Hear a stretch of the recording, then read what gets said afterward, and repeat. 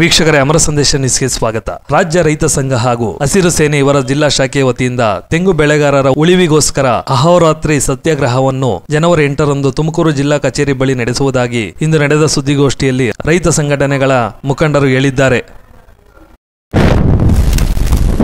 15,000 ರೂಪಾಯಿ ನಮ್ಮ ಅಧಿಕಾರ ಬಂದ ತಕ್ಷಣವೇ ನಾವು ತೆಂಗು ಬೆಳೆಗಾರರಿಗೆ ನೀಡ್ತೀವಿ ಅಂತ ಮಾನ್ಯ ಸಿದ್ದರಾಮಯ್ಯನವರಿಗೆ ಅದೇ ಡಿಮ್ಯಾಂಡ್ ಮಾಡ್ತಾ ಇದ್ದೀವಿ. ಈಗ 12,000 ರೂಪಾಯಿ ಏನಿದೆ ಅವರು ಕೇಂದ್ರ ಸರ್ಕಾರದ್ದು, ಅದಕ್ಕೆ ಉಳಿಕೆ 3,000 ರೂಪಾಯಿ ನೀವು ಸೇರಿಸಿ ಖರೀದಿ ಮಾಡಿದರೆ ನಿಮ್ಮ ಏನು ಘೋಷಣೆ ಇತ್ತು ಆ ಘೋಷಣೆ ಕ್ರಮಬದ್ಧ ಆಗುತ್ತೆ.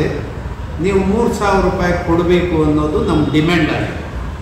ಈ ಡಿಮ್ಯಾಂಡ್ ಕೆಳಗಡೆ ಉದಾಸೀನ ಆಗಬಾರ್ದು.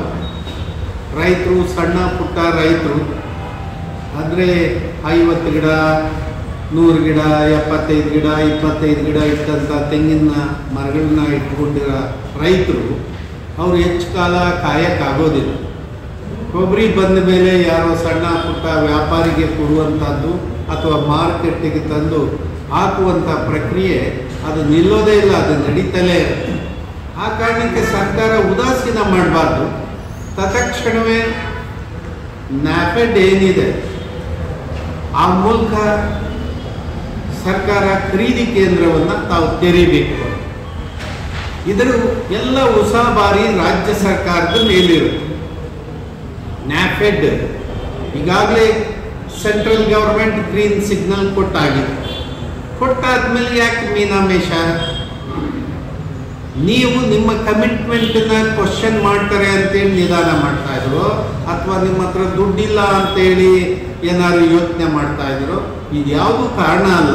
ರೈತ ಕಷ್ಟ ಬಿದ್ದು ಉತ್ಪಾದನೆ ಮಾಡಿದಂಥ ಪರಿಶ್ರಮಕ್ಕೆ ಅದಕ್ಕೆ ಯೋಗ್ಯವಾದಂಥ ಬೆಲೆ ಕೊಡ್ತಕ್ಕಂಥದ್ದು ಸರ್ಕಾರದ ಜವಾಬ್ದಾರಿ.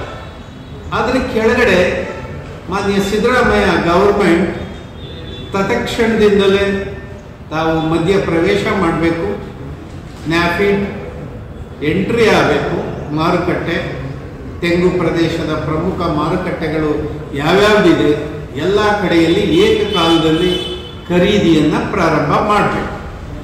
ಈಗಾಗಲೇ ಕೇಂದ್ರ ಸರ್ಕಾರ ಸುಮಾರು 60,000 ಟನ್ ಕೊಬ್ಬರಿ ಖರೀದಿ ಮಾಡಲಿಕ್ಕೆ ಒಂದು ಗ್ರೀನ್ ಸಿಗ್ನಲ್ ಕೊಟ್ಟಿದೆ ಅಂತ ಹೇಳಿ ನಾನು ತಿಳ್ಕೊಂಡಿದ್ದೀನಿ.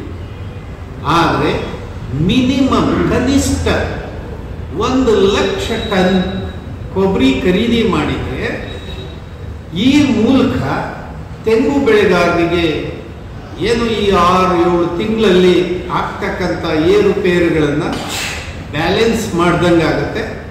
ಮತ್ತು ಇದು ಸದ್ಯಕ್ಕೆ ರೈತರನ್ನು ಒಂದಿಷ್ಟು ಭಾರೀ ನಷ್ಟದಿಂದ ಕಾಪಾಡಿದಂಗೆ ಆಗುತ್ತೆ.